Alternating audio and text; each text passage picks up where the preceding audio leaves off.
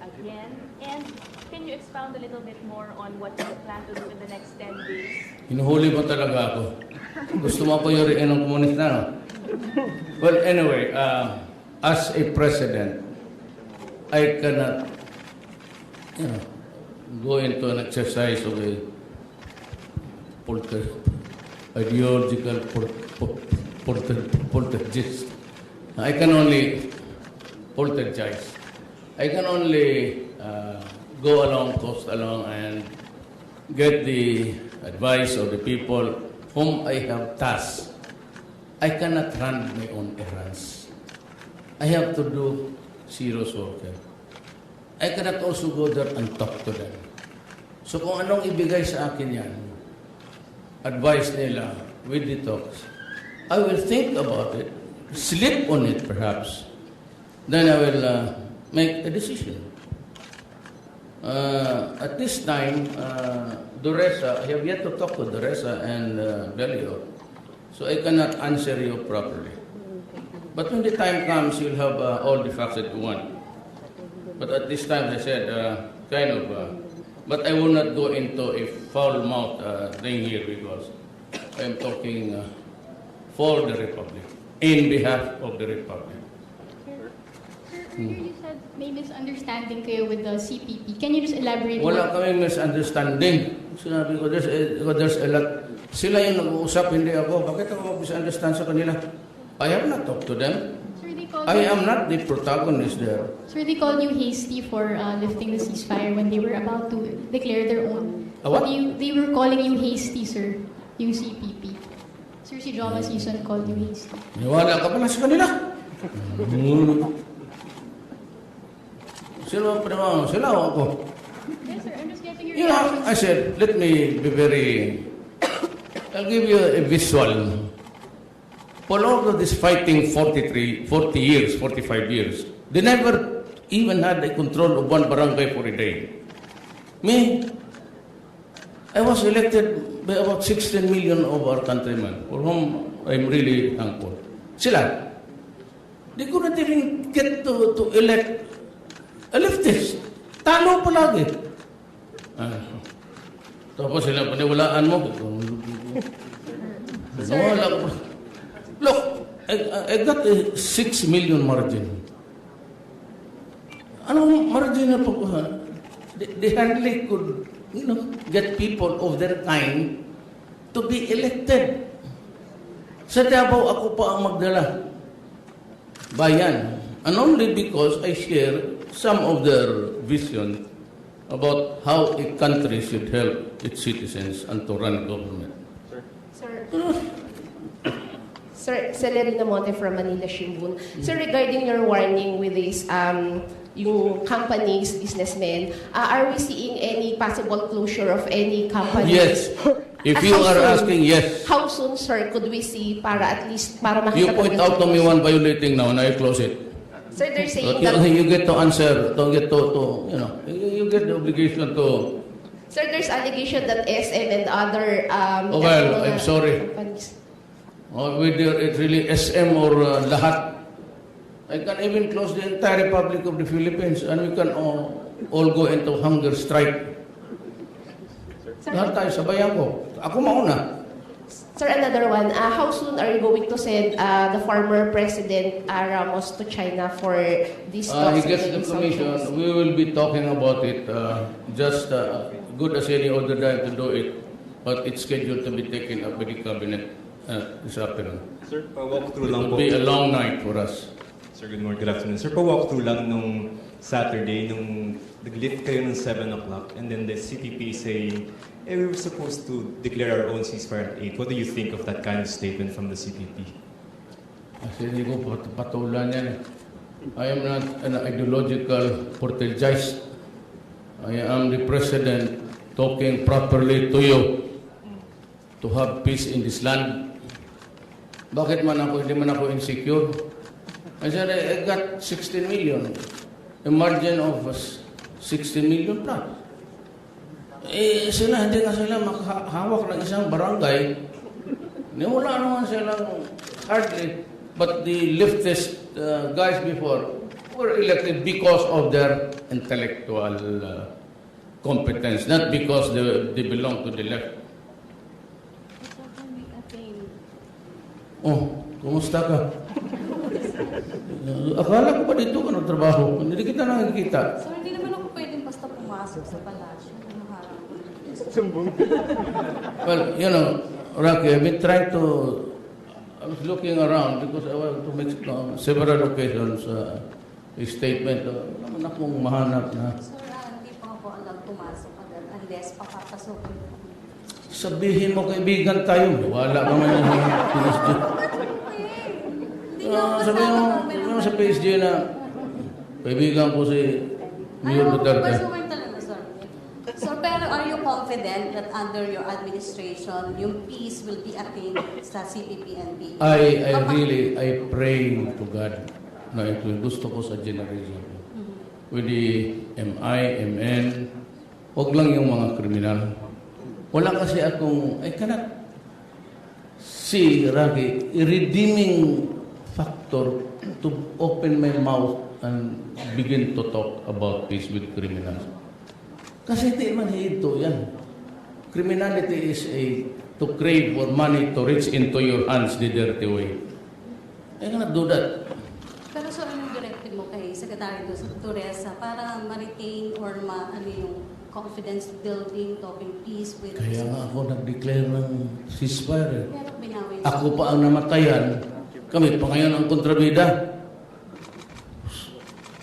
I declared truce. Nagbabaan yung mga sundalo galing bukid. Tapos inambos. Kami na nga ang namatayan. Yung kaibigan ko pa ang tumatalsik yung... Kasi yung laway, gusto ko magpayong. Pero sir, tuloy pa rin. Lumalabas sa television eh. Pero sir, tuloy pa rin yung peace talks sa August 20 to 27. Look, I cannot stop talking about peace. I am a president who's supposed to bring peace to his land. Whether it's really season or not, whether I like to talk to season or not, it's not important. It's not relevant at all. The issue is the left, not only season, but that would include season, the left, the entire leftist community or bloc dito sa atin. We cannot agree on all of these things. Merong right, left, center. Me at this time, Rocky, I just believe that I have to look for that peace for my land during my generation. If I fail, mahirap yun. Including Mindanao. Sir, good afternoon. Yes, sir. Raymond Dinasa ng Bombo Radio. Sir, you mentioned previously during your speeches na you have walked extra mile just to attain peace. But now with this not so acceptable response of your good faith from the NDF and NPA, are you still willing to for another extra mile walk just for Yes. the peace? I dare them. Challenge ko sa kanila. Let us not only talk, magbaraton tayo. Sir, also another national issue, the issue of the Constituent Assembly and the Constitutional Convention. Some sectors of the Senate. Good. Thank you for the question. If I and the others would insist, that was my first position. Yun yung akin original. Wala pa ako naging presidente. Because I thought that a constitutional convention would be more in keeping with a constitutional practice that people would really believe in, would trust.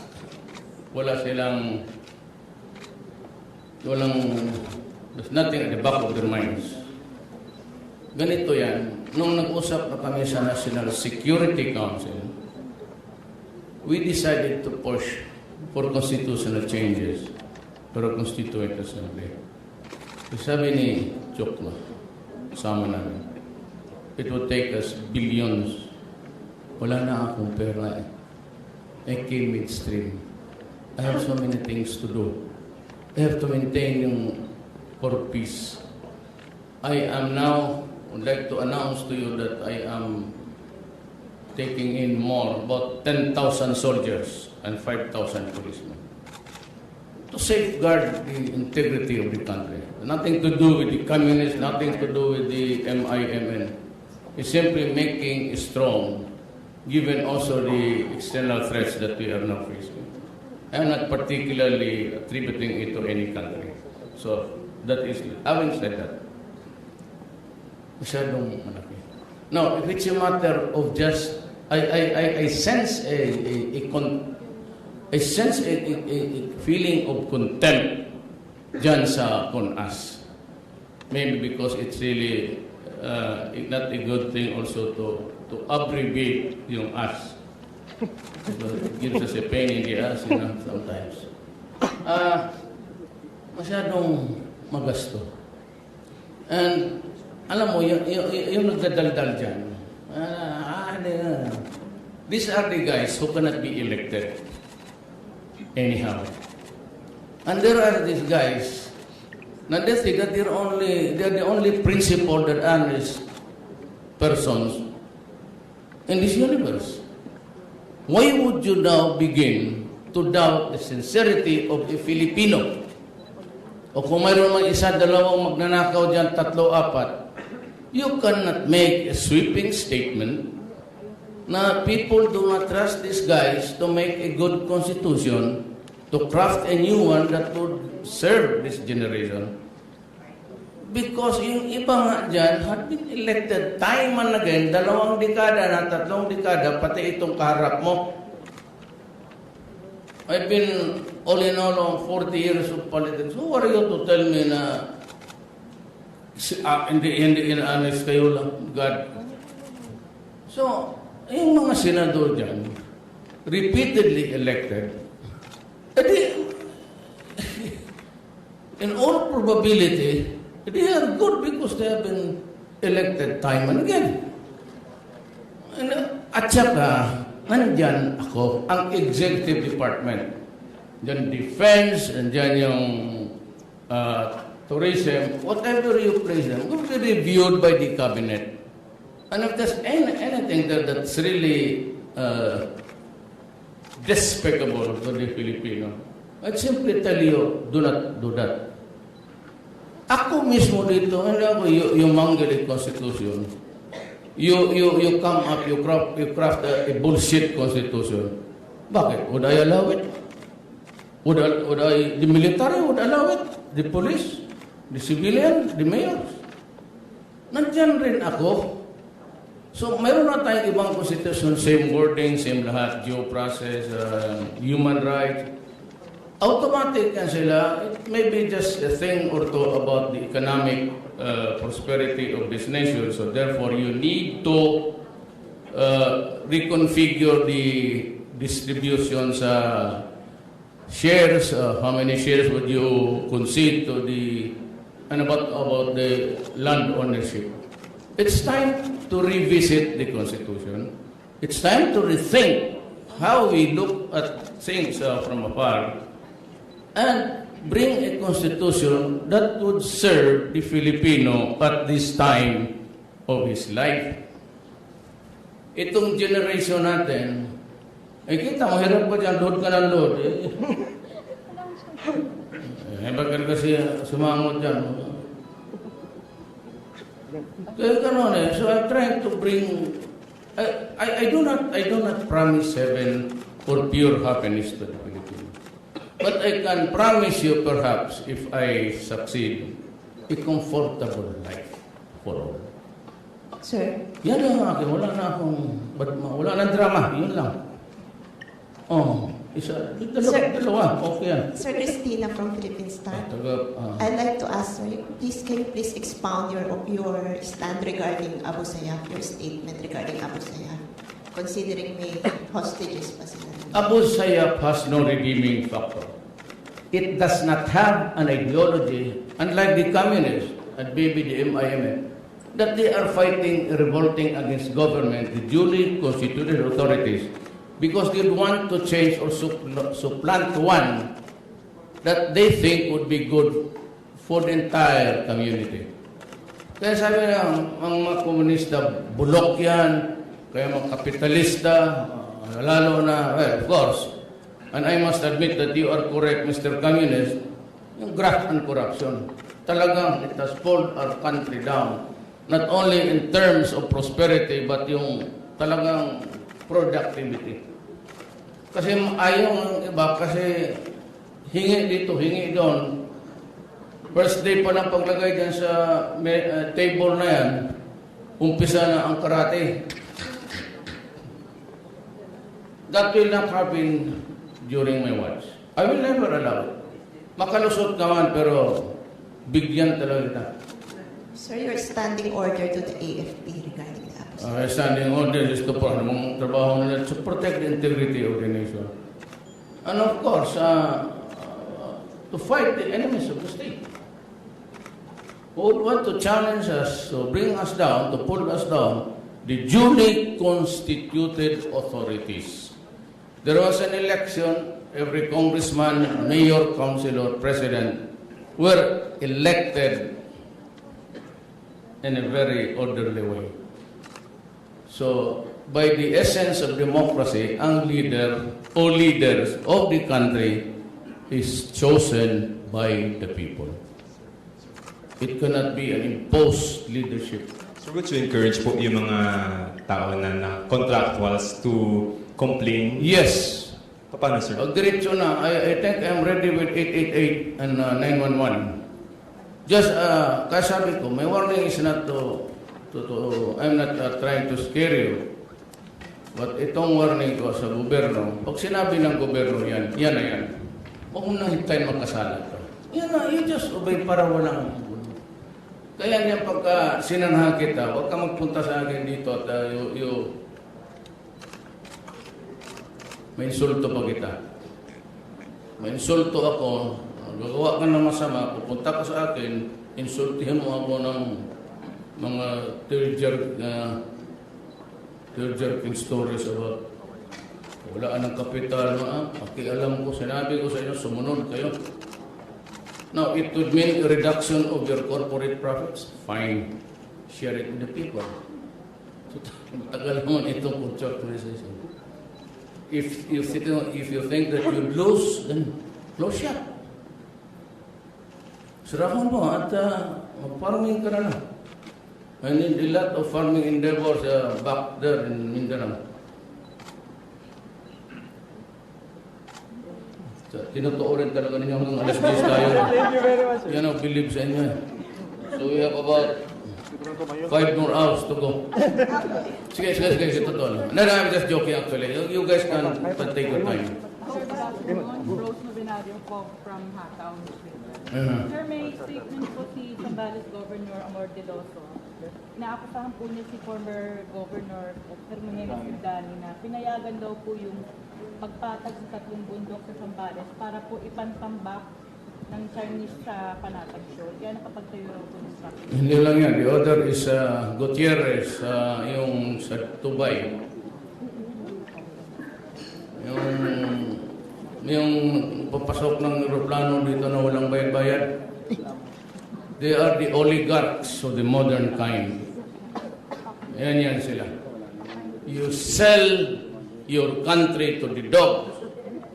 Kaya ako galit. One of the reasons why I run is because government itself was not was oppressing the people. Kaya rin ako one of the compelling reasons sila nag-udyok sa akin. Kasi yan nga, you're throwing your country to the dogs. Why would you allow black sand mining? Whatever, it's really the purpose to this generation. Leave it there. Our children will be better in a position to determine how they would use it in the future. Sir, pero pa-iimbestigahan po. Yes. Sabi ko si General Lopez has my full support. So stop this nonsense of discrediting her because I won't believe you a bit. Yes. Sir, what are you going to do in the next 10 days? You're going to fix the... No. I'll have to fix the Mindanao issue. Tignan ko yung framework sa SETA. I have to travel to Cotabato, we to talk again to hurry up. And I travel to Pulo to talk to NOR. Sabi ko sa mga military, pati police, you might want to consider just for a day. Makalabas lang sila. Sir, kailan po yung Holo trip niyo? Paalamin kita. Alam ko gusto ko sumama. Sir, salamat. So sir, pwede bang kausapin si Suwari considering na siya sa fugitive? So are you going to arrest him? I'm talking to Season. He's a fugitive. As a matter of fact, he violated, sumibat. So, hindi na umuwi. Not Miswari also. They're waging rebellions. Okay? It is ideology-driven. So, ang redeeming factor dyan is you rebel because you want a better setup or better life for the people.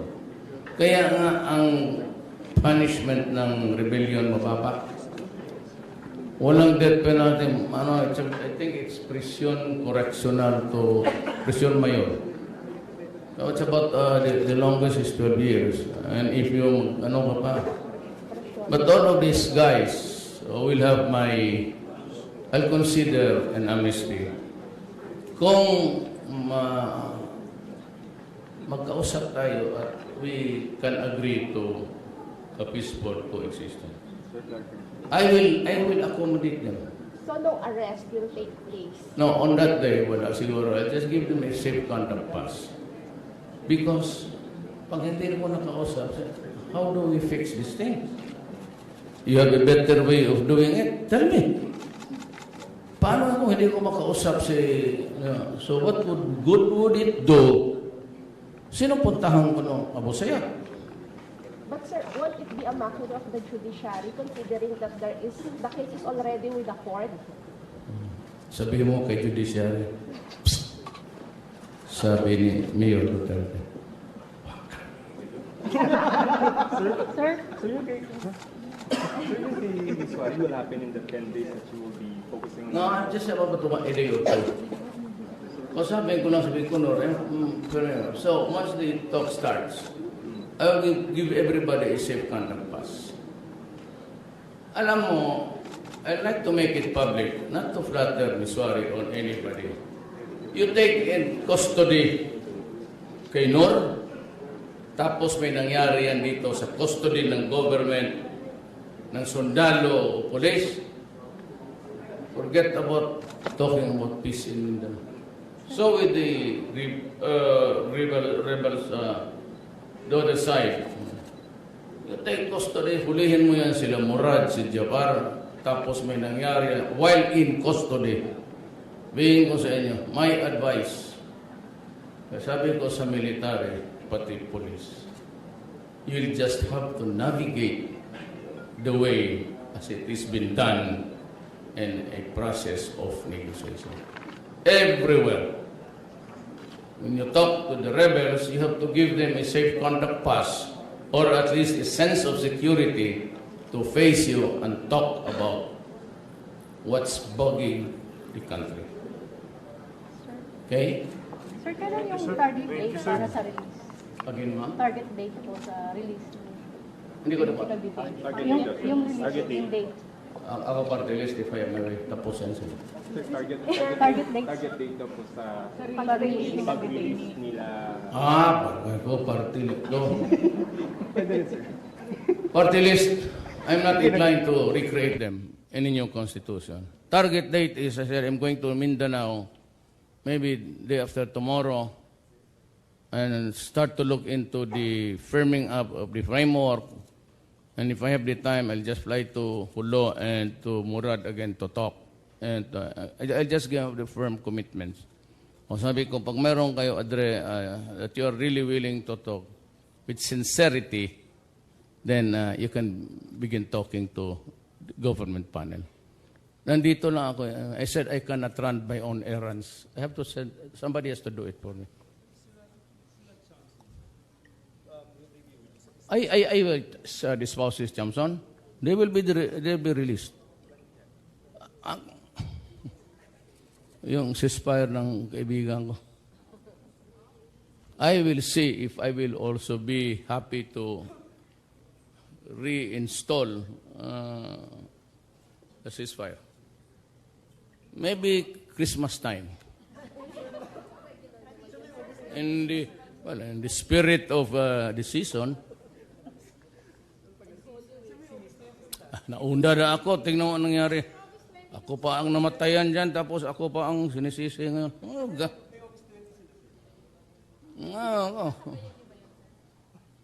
Ako naman mag-ambos.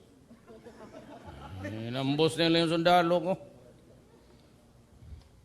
Well, I'll see. I'm just joking. But, alam mo, nakukonsumin ako sa itong mga to, kaya dinadaan ko na lang sa pabiro-biro kasi mag-heart attack ako.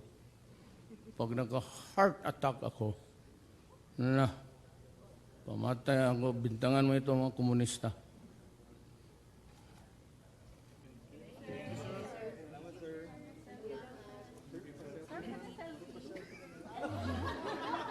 Sige, papayagan mo.